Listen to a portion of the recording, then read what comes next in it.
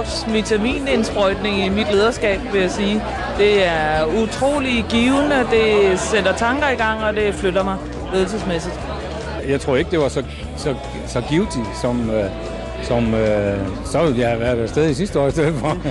Hvis du overhovedet har nogen drøm om at lede noget som helst, så kan du ikke undgå at blive påvirket af det på en eller anden måde. Det er noget, der sætter sig ind i dit hoved. Det er noget, du kommer til at tænke over, også om 2-3 måneder vil det dukke op, og du vil overveje i situationer, hvordan opfører jeg mig nu i forhold til det at være en god leder.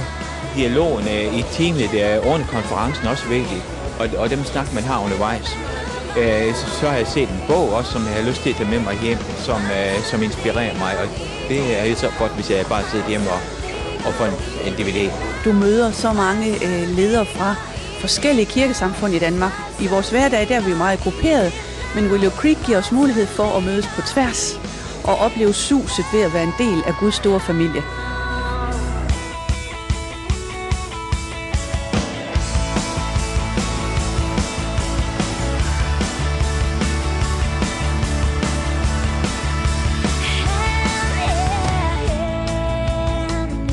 Man prøver at kombinere de her utrolig gode undervisning på DVD'er, blæser dem op på en stor skærm, og indimellem så glemmer man faktisk, når man sidder derinde, at det er faktisk bare en DVD, der kører. Man kommer ind bag ved slipset og jakkesættet og stilethælene og kigger på, jamen, hvad er det, vi rummer, vi mennesker, og ser på, at det er det, der er indeni. Det er det gælder om. Man bliver fyldt på, både ledelsesmæssigt, men også personligt og åndeligt på én gang. Så det er simpelthen 2 fluer med et smæk. Min personlige udvikling som leder har det gjort noget ved. Den har peget på nogle ting, som man måske bare har sprunget over, eller ikke tænkt over, at det var noget, som man skulle arbejde med. Du er ikke helt den samme, når du tager hjem, som da du kom. Fordi der er blevet rørt ved noget inden i dig.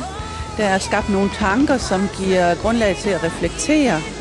Jeg kan ikke sådan sige, at lige det seminar gjorde det ved vores organisation, så vi flyttede os milevidt, men der er nogle grundlæggende ting, som vi har mødt her på Summit, som er blevet sådan nogle statements i vores organisation. Det giver mod at være på Willow Creek. Mod til at tage nogle nye skridt. I tro og tillid til, at Gud han går foran. Hvordan kan vi for eksempel gøre vores gudstjenester, det der hedder søgervenlige, mere relevante for herre fru Jensen ude i Danmark? The Leadership Summit is a great opportunity to be envisioned and impassioned. For without vision and passion, it's very difficult to be a good leader. We all need strength, we all need hope, and we believe that the church is the hope of the world. Sund fornuft og åndelighed koblet sammen på en måde, som jeg kan forstå. Her får man det gjort, og her får man det samlet. Tid til refleksion. Det skal man bare mindst en gang om året blive inspireret.